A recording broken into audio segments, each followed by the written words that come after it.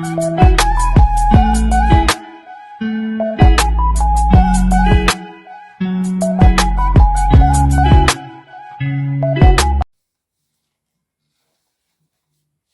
everyone, or afternoon or good evening depending on where you are. My name's Donna and this is Blind and Knitting. It's a place where I can share my knitting, share my challenges with knitting because I am legally blind and have retinitis pigmentosa, and I'm a social worker, so to share some of my passion of supporting and helping people with mental health issues, but mostly knitting, and I think knitting is the one thing that does help us all. So welcome. This is episode number, oh gosh, I have to look, 20, and it's a public holiday today because of the death of the Queen. I was a true royalist, so I've been sitting watching the funeral and the family and feeling for them too. She did an amazing job, the Queen, and sort of her stoic steadiness and will be missed, I think, in the world. And I think King Charles has a lot to live up to. So it's the 26th of September, and time goes so fast. I wrote down the 26th of September, and then I thought, no, it's August. That's got to be September. It's like, maybe it's October. The months are going so fast. Anyway, so it's the 26th. So, blind and knitting, what have I got? What's the last 2 weeks have brought? Well, the Queen's funeral, of course, which I've just mentioned. We had my family out for dinner last night. Well, we didn't eat them. They came out to eat dinner with us. Sounds better, doesn't it? Grammatically correct.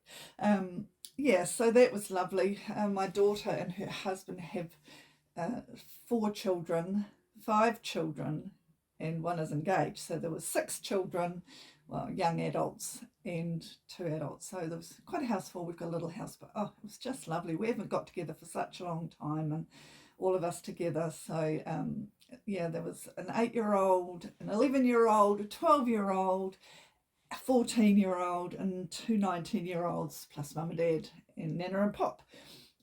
Full house. So I cooked tea, but then I thought, oh my gosh, got to fill 14-year-old boys and he's 6'4".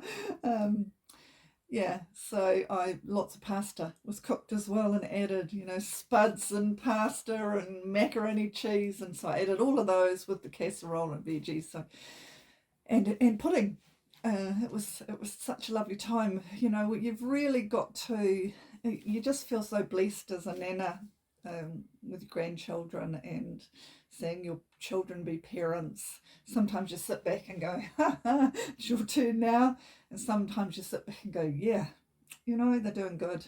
Sometimes you sit back with bite your lip and go, oh. But I'm so blessed with my children. They're just wonderful parents, and very happy. So that's what we did last night, is had a family dinner. And so the last 2 weeks we had Y Knit, which is the knitting group that I go to. I live in the Wairarapa, which is in the lower North Island of New Zealand, and so we call it Y, W-A-I, which is short for Wairarapa, Y Knit. So it's a little play on words, but our Y Knit group is getting quite big now. I think there's probably over 20 odd on the chat group, and 12 of us attended. We have it at my work. I've kind of made this office/lounge room at work, and it seats quite a few. It's a fairly big area, and so we had it there, and there was 12 of us, but it was just lovely. It was so lovely to see what everyone was knitting and what they were wearing, and the pros and cons and how they're getting on, and just catching up and getting to know new people, which was really nice as well. So that was fun. And that was a Sunday. Last Sunday, I started or helped set up a group, same thing but for gardening in our local area, and we call it Y Garden, W-A-I again, Y Garden, and they met yesterday. Unfortunately, I wasn't able to go, but that's the same thing. So it's just a group of people that are like-minded around gardening, and we get together and well, we haven't. This was our first get together, and we just chat mostly and say, have you got any extra silver beet seedlings, or I've got seeds for Africa on this, and do you want those? And I have got worms, so I make worm wee. So I have filled my wine bottles, leftover wine bottles, with worm wees, and God forbid I make a mistake on drinking the wrong thing. But so I gave them bottles of worm wees. It's just amazing stuff. If you do have worms, or you can get hold of worm wees, or some people call it, I can't remember what they call it. Not worm wees, but sort of worm juice or worm that whatever. But it's amazing stuff in your pot plants, and indoor and outdoor. So you dilute it and just put it, when you water your pot plants, put it on, and it feeds them so beautifully. So yeah, if you get an opportunity, it's a fantastic thing to do. I quite enjoy having worms. They just eat.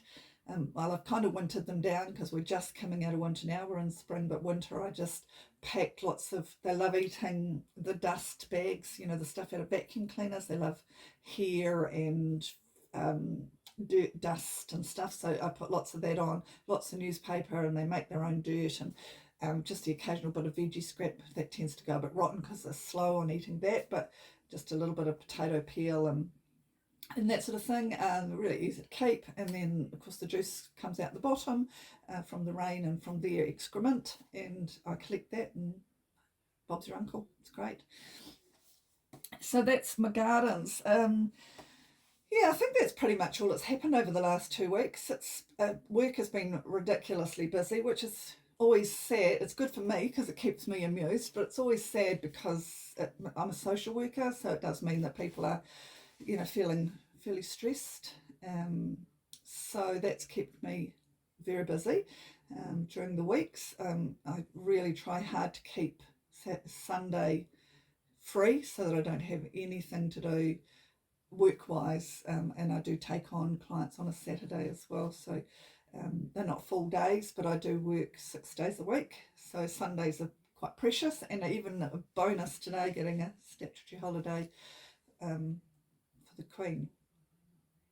Yeah, so that's it for that.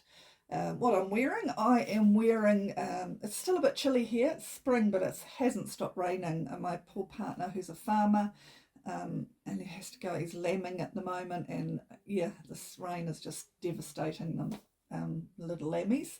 So, but what I'm wearing is my Bentley, which is, I'll just make sure I get that right, Bentley by Marie Green, olive knits.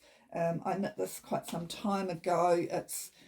I absolutely love this wool. I bought this in a local shop in Masterton. It's got a little halo, if you can see. It's a wool cot, so it's wool cotton blend. I can't remember the percentages, sorry, but it's called wool cot. And it's so soft. It has kind of, as you can see, it's kind of loosened up a bit. I don't mind that. I can, that's just, for me, that's just the style of the sleeves now, as they're a little bit looser here.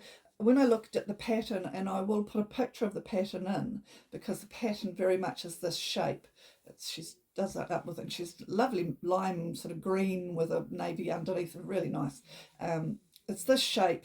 This is one that I put shirring elastic in because the neck sort of stretched a bit, so I've got a bit of shirring elastic in there. But it's such a handy jersey, and probably why they're stretched, because I pull them up all the time. I'll show you it's got a little pattern on it, which is just a little star. Nice and easy to knit. It's comfy, so easy to wear. I need more cardies in my life. Cardigans are just so easy to just throw on and take off, and especially in these mid-seasons when things are 1 minute hot, 1 minute cold, and boy, that's the case at the moment. So that's what I'm wearing, my Bentley. It's a really good one. I do recommend the pattern. It was reasonably easy. It was top down. So, but the pattern, when I look at the pattern, and I see how big this is, when I look at the pattern, it is actually 3/4. So she has, I Well, in some things for me, when I wear a 3/4, in some garments, and cardigans are one of them, it looks like I've borrowed somebody else's because I've got such long arms. It's like, oh, can I borrow your cardigan? Oh, it's a bit short, but never mind, I'll wear it anyway. It kind of looks like that. Whereas, so I wanted it long, and of course the pattern didn't really cater for that, and I obviously haven't taken in enough stitches, but that's okay. I'm quite happy with it. Cute little buttons on it, little gap. Yeah, it's a great little jersey. I do recommend it. So that's the Bentley Marie Green Olives Knits. Yeah, I got the wool and mastered in from a lovely shop called Yvonne's. I went back to get another jersey lot because I love this wool so much, and ADD distracted me from it and I didn't do it, but I'd still quite like to before, just in case it goes off the market, is get another jersey lot and put it aside, because I would happily knit, well, several. I just love, it's so nice to wear. So that's what I'm wearing. Yes, well, I don't have any finished objects today. I have lots of whips, and I will show you where I've got to on each of my whips. I've been steadily working on all of them, but no finished objects. But I was watching, I had comments from a lovely, lovely lady, Marina, and if you're watching Marina, I've really enjoyed our chats. Marina has a wool dyeing business called Strawberry Patches, and she was so kind. She sent me some wool. She was watching my podcast and said, I'd love to give you some wool, and so she sent me some. Now this is her logo there. So she is Marina, and she is Strawberry Patches. This is 100% merino 8-ply, and I don't know how she guessed it, but pink is one of my favourite colours. So purple, red and pink are the three my utmost favourite colours. So thank you so much. I just feel quite blessed and honoured about that. And I do follow Marina's podcasts. And so I was watching them the other day, and I thought, oh, I must watch her number one and or two, and sort of find out a bit more about her as a person, about you as a person if you're watching Marina. Wanted to know a little bit more about you. So I started watching your first one, I think it was, and you were living in Istanbul at the time, in Turkey. And so you had this fantastic backdrop behind you, and you were telling us a little bit about you and your story, which was wonderful. And I was watching that, and I was thinking, there's something that I wonder, what I thought was, I wonder if they belly dance in Istanbul. And the reason I thought that is because I belly danced for years. I was in a troupe called Armina Belly Dancers, and arthritis and age has got to me, so I've had to step away from it. But I don't have any finished objects, so what I thought I would do is show you some of my belly dance costumes that I'd made over the years, just for shits and giggles, really, and see if you enjoyed it. So Marina, if you are watching, I don't know if you had anything to do with belly dancing in Istanbul, but I know that I believe that it's popular over there, as it would probably be. But it was something that I used to love doing. I was never the best dancer, hey ho, but I really enjoyed it. It was great for my mental health. It was great physically. And I don't know if you know this, but belly dancing originally was intended for women to do with other women. So they would be in their house and just women would do it with women. And it was more about exercise for your central core and your womanly bits. It was never about getting out and shaking your booty in front of people. That came about when cabaret belly dances started after the war, or during the war, with the soldiers, sort of wanted it to be more of a cabaret style, and that's how it came out. And then there's also the gypsy style. There's lots of tribal, there's lots of different belly dance types, and I've sort of played a bit with all of them. And cabaret would be the one that I did love the most, more because I just loved dressing up and wearing pretty stuff. And being a sewer, that was a bonus as well, because I could sew my own costumes. So these are a couple of my costumes that I don't wear anymore, but I just thought I'd show you them quickly. So I made these, by the way. So this is the most beautiful chiffon, just a great big chiffon, and the bra I have put all sorts of ornaments on, as you do, and the belt. There's my belt. Oh, there's the belt. It's the other side of the belt there. So I will put a photo of me doing some dance in so that you can see that in action. But I just thought, seems I don't have any finished objects. Now that's the lemon one, and this is my pink one. It actually becomes very addictive if you are a belly dancer. The costumes become very addictive, and thankfully I was a sewer, and because it can be expensive. But this is my pink one, which is the same sort of chiffon, great big huge circular skirt, and my bra. Oops, there. Where's my top of that bra? There.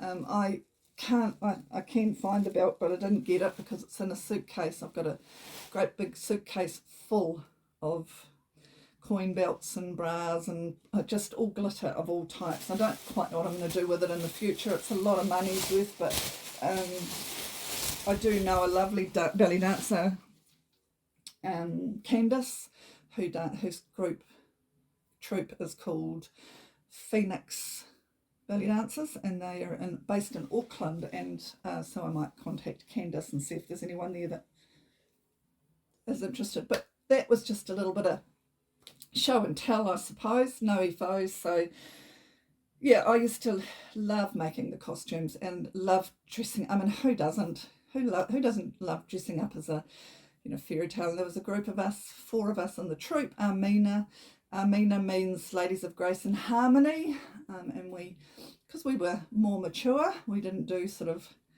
21st and things. We did sort of old folks' homes and groups and clubs and birthdays and things, and yeah, it was a wonderful time in my life, and good friends. I've made good friends out of it, from it, and my two of the ladies that I danced with for over 20 years, Carol and Ellie, are still dancing, which is wonderful, and so I help them any way I can. I have osteoarthritis and pretty much everywhere, and I may dance for the night, but then I've got to recuperate for about 3 days, and it's just not worth it. It's just too hard. So I don't anymore. But yeah, so thank you for that memory, Marina. As soon as you started talking in Istanbul, I thought, oh, that reminds me of my belly dancing days.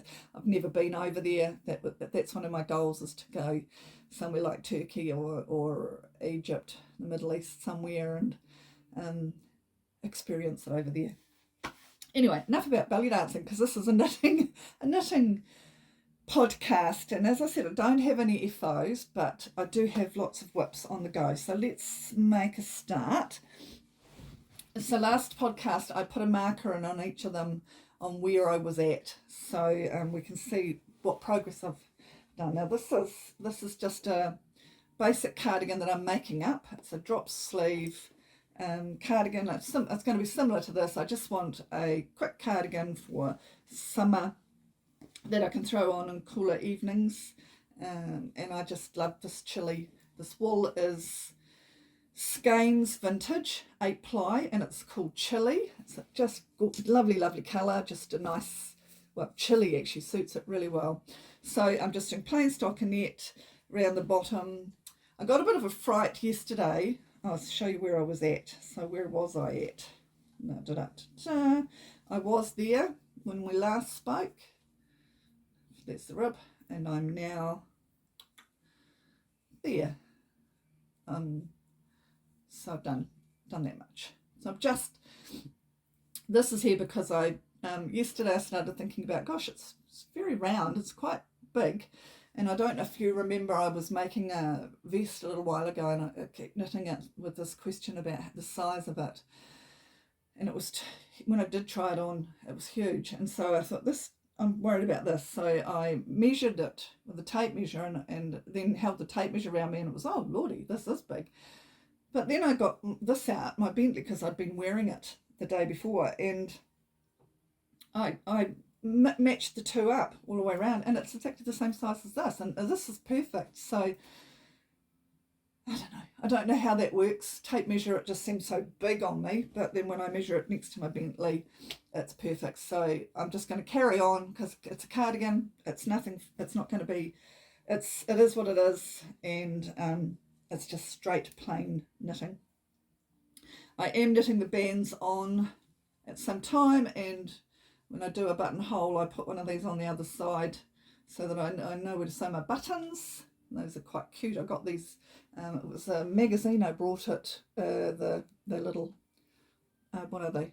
Oh, that's a bit hard to see, that one. That's a honeycomb, and that's a little daisy. They are from, it was a magazine that I bought, a crocheting magazine, and it came with freebies, these freebie ones. That's a little honeybee.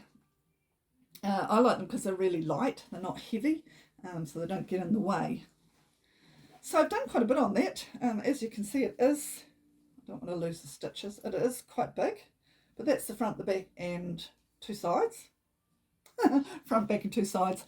The two fronts and the back. And I'm a big woman. I'm 6 foot, so you know.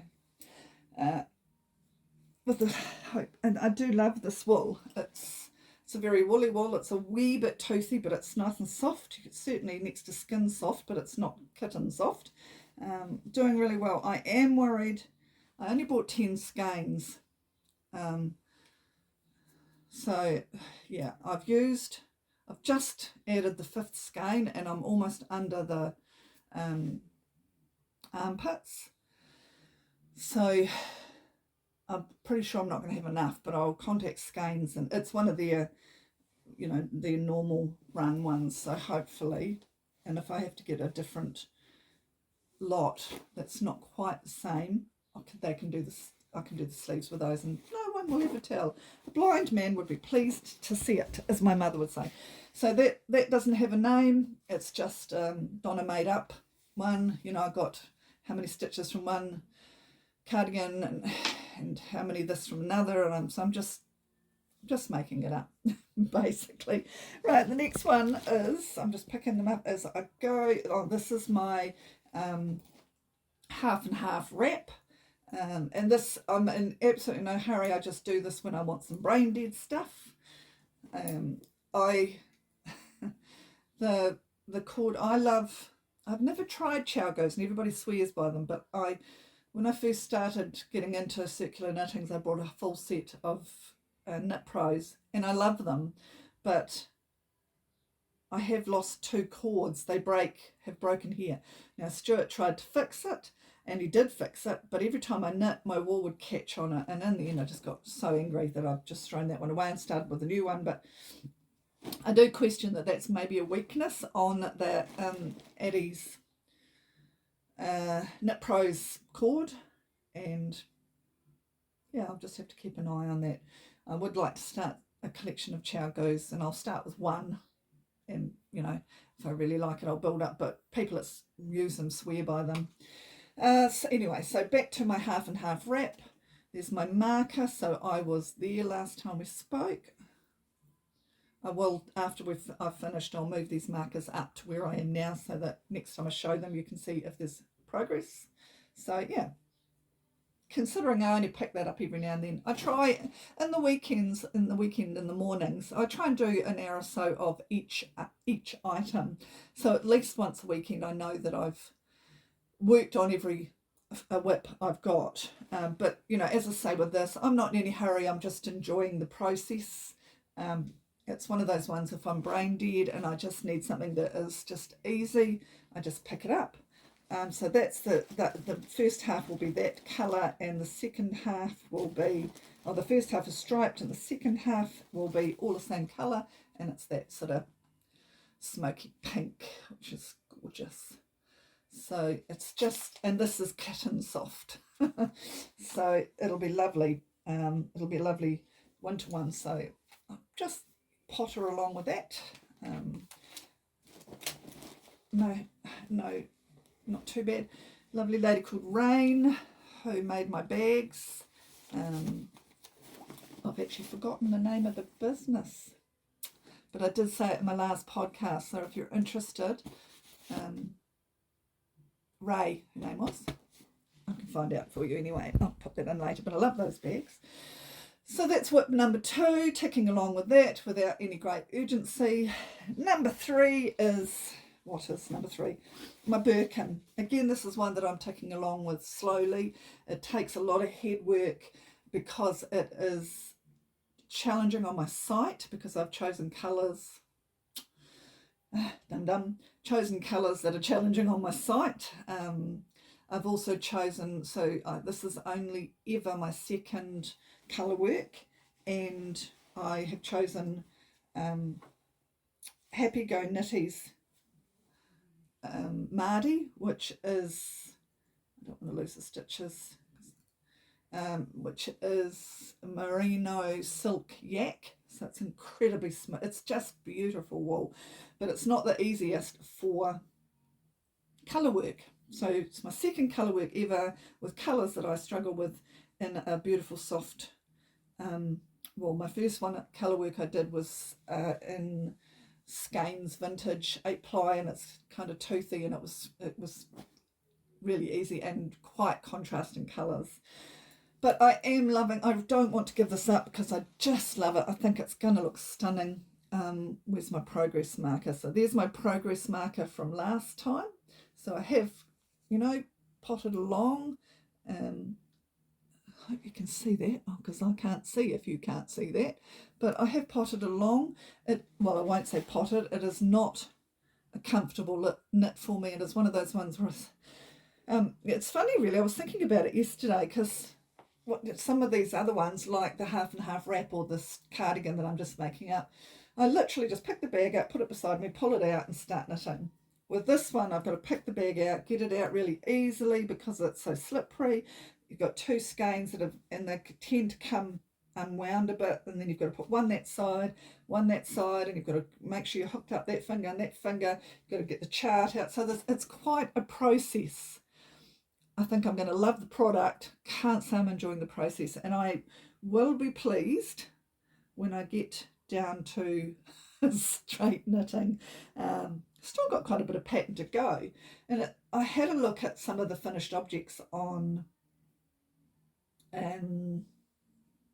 Ravelry, finished projects, and there was a lot that had only got this far and stopped, and I don't know whether it was a fit thing or whether they just didn't want to do any more of the pattern.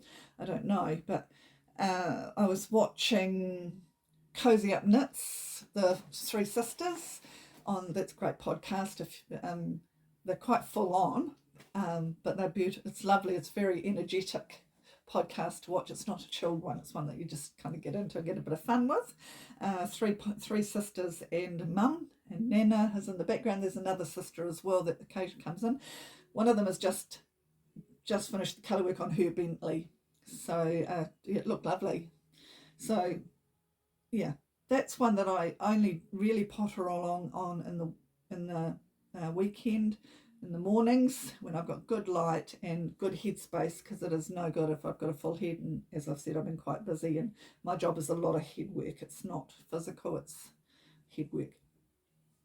So I have knit with this wool before. I knitted Libby Johnson's Sesha out of this wool, so I know once I've got down past the colour work, it'll be beautiful to knit. It's lovely to knit, just straight stocking stitch.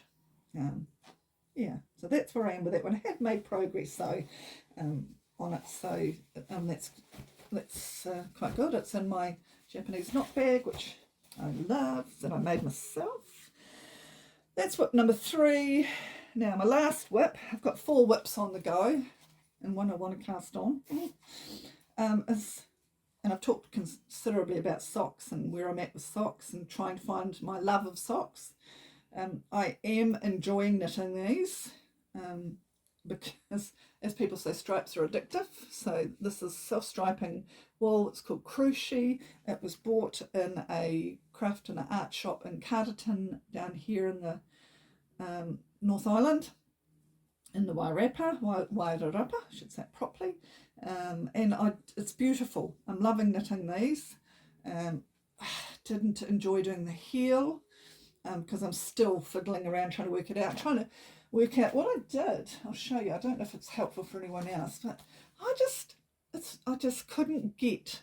I mean, I've knit hundreds of pairs of booties in my time, but never socks, and so I just couldn't quite get the, I don't know, the structure of it. So I drew myself. Let me find it in my book somewhere. Oh, I'm so organised and disorganised. Oh, there. What I did is I drew.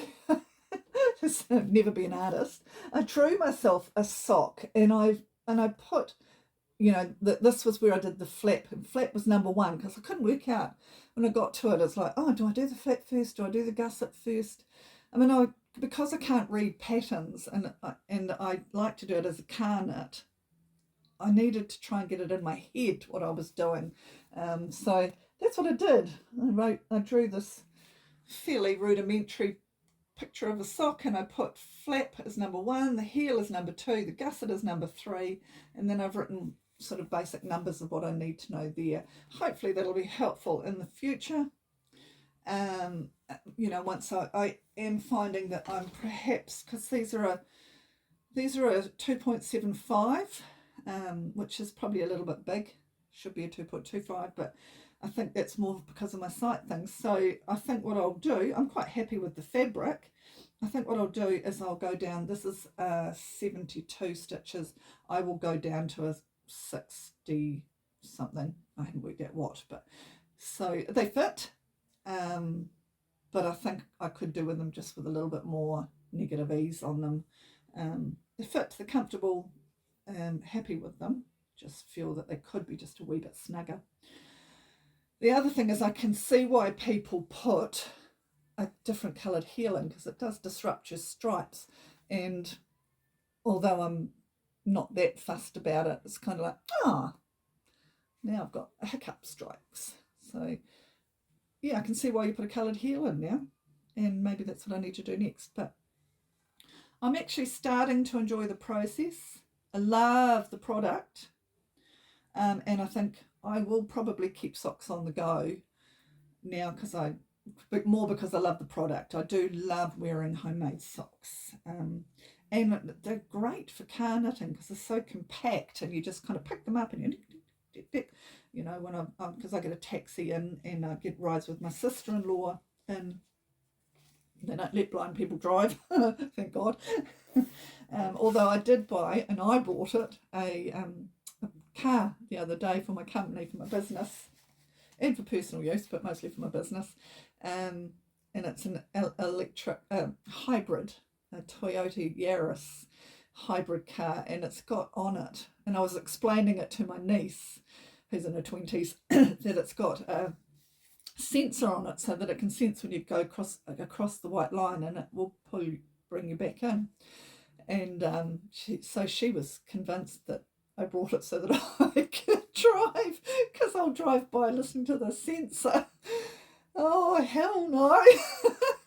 You're not going to put me in that. No.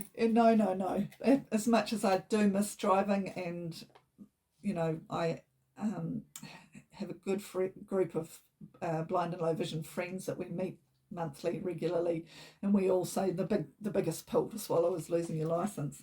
Yeah, I'd be too scared to do that now, especially in a brand new vehicle that I've just bought. Anyway, everybody else enjoys my vehicle. I just enjoy teasing people and saying it's mine. Funniest thing ever, is to walk up to it with my cane or my guide dog and then just pretend to get into the driver's seat and see what people do.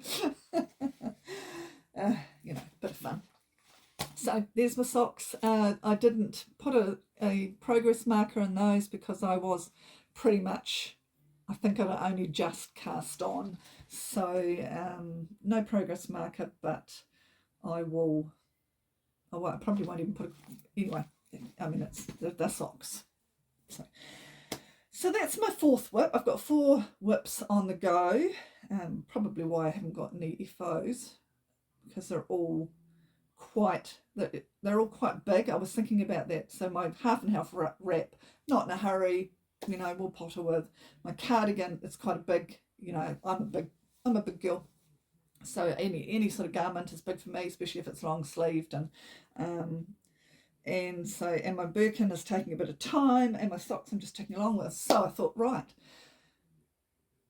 well, and you might be able to answer this for me, because I was one podcast I was watching, and I think it was Ruth from Ruth Loves to Knit, she's lovely. I could listen to her accent all day long. I think she was saying, just cast on. It's your party, and you'll cast on if you want to, and they're your knits, and it doesn't matter if you have all these cast-ons. And I thought, yeah, I'm going to do that. And then I was watching, you can see the weather's been crap because I've been watching podcasts heaps. This is Grocery Girls, Tracy and Jodie, and Jodie said, if you want to finish and you want to end up with finished objects, FOs, the only way to do it is to only knit monogamously. And then I thought, yeah. And now I'm like, oh no, what do I do? So I don't know what I'm going to do, but I've got another cast on.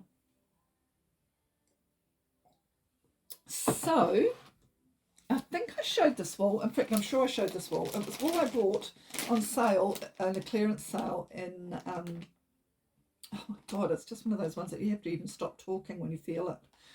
It is like petting a kitten. It's just beautiful. It is alpaca, pure alpaca. It's called Shaska, and I'm pretty sure I've talked about it. It's a 12 ply. It's quite a fine 12 ply though, but it's got, I don't know if you can see that there. Just the colour is divine. It's just, there's some walls that you go, oh no, I just love it. It's like, oh, silly woman. So, and forgive me if I talked about this last time, but I'm going to talk about it again. I'm going to make this, and I'm going to cast it on today after my podcast. If you can see that, it's called the Terrazzo by Petite Knits. Terrazzo slip over, and it's got a high neck. It's a vest, sleeveless vest with a high-low back in front, and so I think it'll be a quick knit because it's 12 ply, no sleeves, so there'll be a nice quick knit. And I have knit a little. Here they tell you should make a big thing. Oh, I'm too lazy. ADD. I'm too lazy. So there's my swatch. It's the best it's going to get. I haven't counted yet, but it's a sleeveless. I think I will count it. But I love the fabric. I will just make it fit one way or t'other. And if it looks a wee bit big, then that's the style it was supposed to be. If it looks a bit snug, then that's the style it was supposed to be. And my Japanese, not big. That is going to get cast on this afternoon. And I think because it's coming up for summer, I feel okay about just slowing down on my birkin, my wrap, and my cardigan, and just doing some summery knits, and ticking along on those ones, but doing some summery knits. So that does mean I'll have a few cast-ons, but hey ho. So that's pretty much my whips and future cast-on. I also love to talk a little bit about mental health. Thirsty. One of the things I often get asked as a social worker, and I take life workshops and try and support people with their mental health, is when you start talking about mindfulness and being mindful, they kind of go all glazed on you, and they look at you like you're wanting to talk about some 108-year-old guru in a sheet doing alms for 100 alms a day, cross-legged and hugging a tree. And it's like, actually, no, just the average Joe Blogs person can do mindfulness on a day-to-day basis so easily. It's not like that. And I should sit up, so I'm leaning forward because I'm getting all excited. This is my I really get geeked out about psychology. So mindfulness, I thought I'd talk a little bit about mindfulness, and this is what I do in my workshops when I talk about mindfulness is I have a block of chocolate. See, I like this little discussion. Now, I didn't have any chocolate at home because we're on a health kick, but I've got some cheese. So I thought what I would do is I would show you sort of how mindfulness works. So when I eat a piece of cheese, and I love cheese, did make that quite big. Sorry. And I think about it. Oh, that was a big piece of cheese.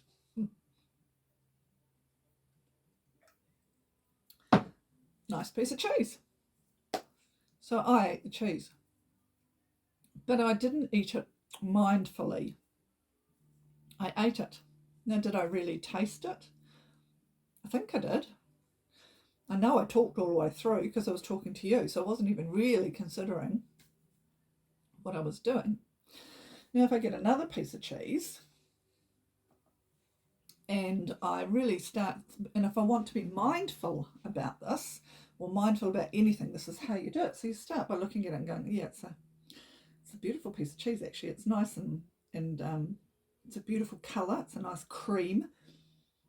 Oh, yeah, it's Edam. It's one of my favourites, apart from Camembert and Philadelphia and all that. But, just average Joe cheese, but it smells good. It's a nice texture. It's not squeaky. You know how sometimes you get squeaky cheese? What about the taste?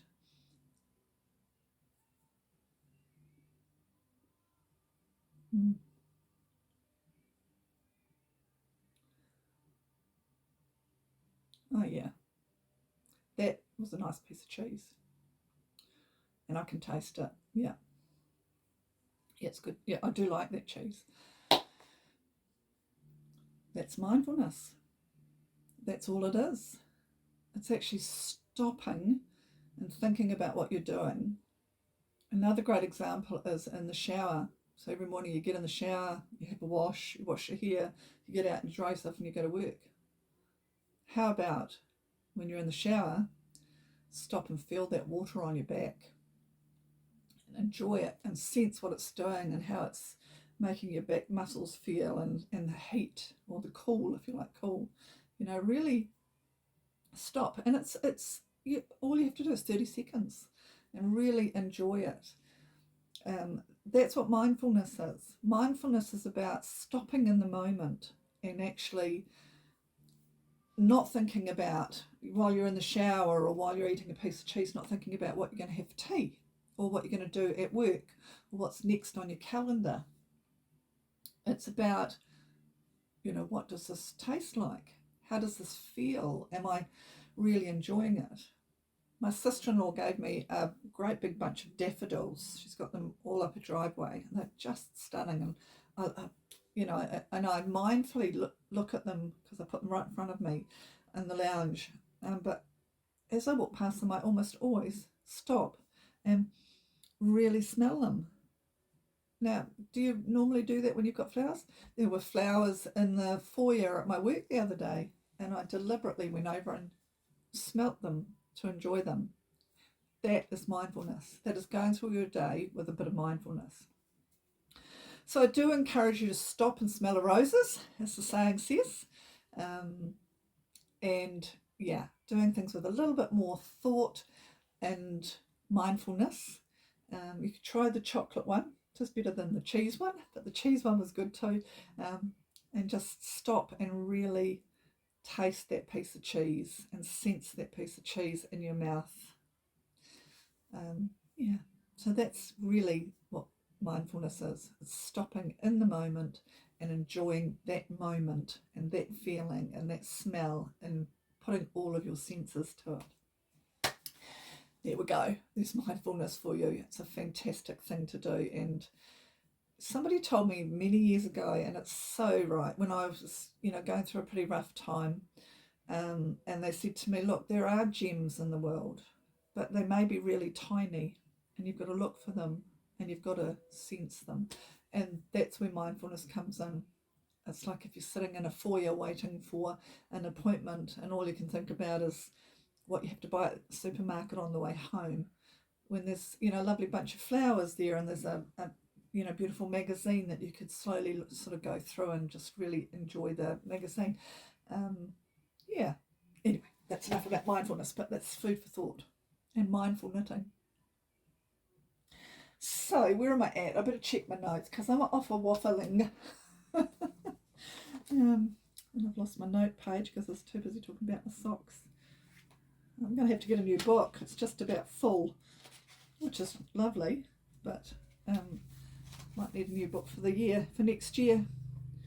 So, one of the things when I was knitting my socks, I wasn't enjoying doing the heel because of my sight, and I dropped stitches and I didn't know until later, and I was doing the heel flap, and I started with 32 stitches, 36 stitches I think it was, and I ended with like 33. Shit. That's like what I do now. So, you know, out came the crochet hook and find the stitches that I dropped and pulling them up through. And there was a saying that went through my mind is sometimes you have to do what you don't want to do in order to be able to do what you do want to do. And so because I enjoy the straight parts of the sock, I have to do the heel. Yeah, so God, it was annoying. Now I do have to do a correction. And my humble apologies to Lyn from Fibre to Go.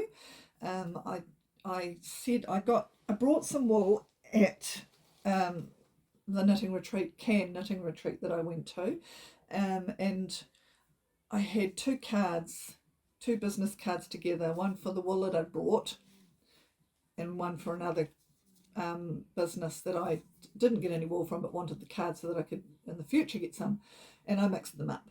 So I said that this was Fibre to Go wool, which it isn't.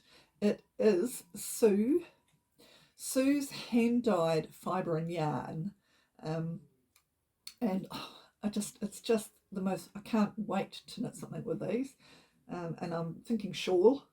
I did find a shawl pattern the other day that just took 2 skeins, so that could be a nice knit over Christmas. It's a DK because I wear a lot of shawls, and I love shawls, so that's what I'm thinking they could be. But my apologies, Lyn. Now I know why, because your business card and Sue's business card are very similar. I haven't got yours, and I just mixed them up. So apologies for that, and apologies. So this is definitely Sue's yarn. And when I received the wool from Marina from Strawberry Patches, and I love this, and I was trying to debate on what to make with it, what I could make. And I initially thought, because I showed you last podcast, that I want to make some Sunday socks. Are they petite nuts, I think, Sunday socks? And I thought, oh, these would be beautiful. And I said that to Marina, and she rightly so said to me, there's no nylon on these, so they probably wouldn't be very long lasting, and that would be no good. So I thought, okay, well then what else do I do? I'm not a hat wearer. It's just, it doesn't get cold enough, and I've never been a hat wearer. So I don't want to make a hat, so it has to be a shawl, I guess. And again, last time I spoke to you, I talked about a shawl, and I can't remember the name now, but I can look back. A shawl that I'm interested in doing.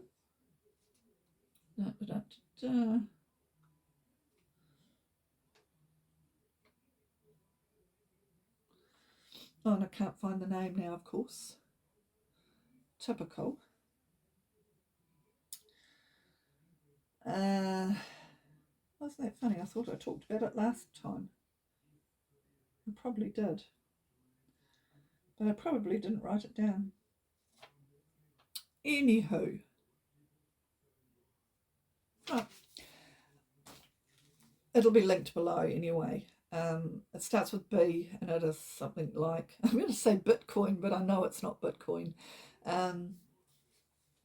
It's a shawl that has 2 stripes in it, 2 very clear stripes in it all the way through, and it's kind of patinaed colours, sort of dark and moody sort of a shawl. And I got, as a prize at the retreat for the quiz night, I got a free skein of Skeins 100% natural wool, pure wool, merino, which is one of their new dipped skeins, and it's a lovely colour, and I thought this would be great for that skein. Now I want your opinion, because what I was going to do was do burgundy or dark purple with this, because I think dark purple, this colour would be lovely, but I wondered about the pink in this. What do you think? Is the pink too bright for the pattern? I'll see if I can link the pattern or put a picture of it up here so you've got more of a picture, but it's I love the two together. I think they're quite cool together. In fact, yeah, I think they look quite cool together. But that's a little bit brighter and crisper colour than I was anticipating for the shawl. Comments would be much appreciated. It really would. I would love your feedback on, I'll keep moving it around so that you can see it from all directions, from you on what you think. Because I have a shawl, I have a plain pink shawl almost identical to this. You know, it is my favourite colour, so I do have a lovely one. It's a Libby's pattern, Libby Johnson Truly Myrtle pattern. It's got beads around it. Can't remember what it's called now, bejeweled. So I do have a plain pink, almost identical colour to this. So I don't want to knit another plain pink one. Anyway, I would really appreciate comments. Oh my gosh, where am I up to? I don't know how, because I can't see the screen. I hope like heck I'm typing, but also it's like people go, oh, I've been talking for an hour and a bit. Well, I had no idea because I can't see. So the other thing I wanted to say is, because the Grandies were coming out yesterday, I got, and we were too busy doing other things in the end, so we didn't do it, but I put this little kit together. This is a little bag that my sister-in-law gave me at Easter, I think. Yes, my Easter bag. It's got a little Easter bunny on it. And I put this kit together for when the Grandies come out. So I've got knitting needles. What I thought I would do, never got round to doing it last night, but for next time, is I thought I'd cast on this. Now it's an acrylic. It's called Sparkle Premium Yarn, turquoise green with sequins. It's just a cheap Uncle Bill's. I don't know what you would have over there, that over in other parts of the world that equates to Uncle Bill's, but it's kind of like a warehouse type, Target type place. And it's got a sparkle. I thought the kids would goof off to just doing some knitting, and I thought if I had like a scarf amount, every time they came they could add something to it, and eventually there'd be a scarf there, which is quite cool. I also have these, which I remember as a kid, and that's why I bought them. I thought, oh, the kids will goof off to these. They do tend a lot of time camping, and so these are things that they can do when they're camping and out and about. But when they come here in the bad weather, oh, where's the other one? Yeah, there. I can't remember what these are called, but they're quite cool. You know, so you knit your tubes. So I bought two of those. The cheapest chips, I think they were $10 or something. Quite cool with a little buzzy bee. Do you think I can remember how to start them? So I'm going to have to Google how to start them. I think you go in and out alternate ones, but there's only 4 on that one, so that kind of baffled me a bit. Yeah, so I thought, but I'm going to have to get a handle on how to do them again before I show them. And then I thought, all this can just sit in this bag and hang up on my oh God knows where in this craft room of mine, that I've got a very, very patient partner to live with all this in this craft room. For the Grandies, for when they come along and want to do something, or I want to do something with them that's a little bit different. I think I've just about finished. I just checked my notes. Oh yes, my Instagram. Now I had an Instagram account and it got compromised, and I now can't open it. I can't close it. Or anything. It just sits there, and every time I try opening it, it says compromised, do this, and I do this and it doesn't do it. So I've given up, and I've created another Instagram account, which I've had for some time, and people are using a lot. But I'm still getting the odd message on my old Instagram, because it comes up, tells me I've got a message. That's how I keep knowing it's compromised. So just if you do send me a message, my Instagram is blind_and_knitting. The other one that you don't use is blind and knitting, or one word. So yeah, if you're looking for me on Instagram, just make sure, and it's all linked below, blind_and_knitting. It's the one that has the underscores. Yeah, so if you have sent me a message on the other one, I am truly sorry. It got compromised, and I just can't answer it. So please seek me out in my other one if you can. That would be really great. I haven't got any real purchases, but I did go to Miss Maud's in Greytown just for a nosy. My sister and I went to, and a good friend went to Kaitoki, which is over our Rimatakas, which is a mountain that we crossed to get over to the other side, to our city, to our main city, capital city. That's the word I'm looking for. Wellington. And in Kaitoki they had a blossom festival of blossom trees in this beautiful place. I've got photos on my Instagram of it. It was just lovely.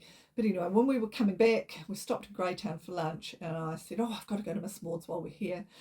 I am trying to save a little bit of money because I want to go to Aussie and see my son, so I wasn't spending anything. But there's two things I really want to get, and it's the Lyn magazine and the Rowan magazine. I'd love to know, because I couldn't, they were busy, so I didn't ask the lady at the counter, but if any of you get them, do they come with a digital option? So if I brought a Lyn magazine, can I go onto a link and upload a digital copy once I've brought it? Because I love a book. I love looking at the photos. I love getting ideas. I just love having a book. But for obvious reasons, I can't read it, and if it's something I want to knit on it, I can't follow the pattern. But I can if I put it on my phone and stretch it out. Then I don't. So if you get Rowan or Lyn, I think it said Lyn, magazines, please let me know if they do come with a digital download.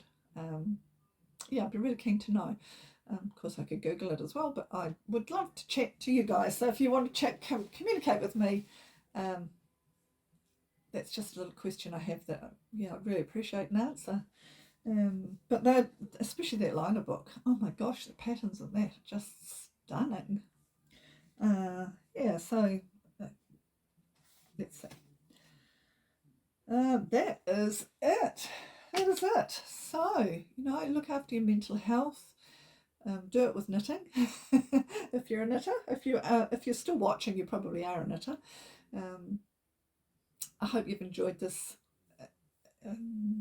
podcast. See, it's time to close shop because I'm now gone all blah. And yeah, I look forward to chatting to you next time. Bye for now.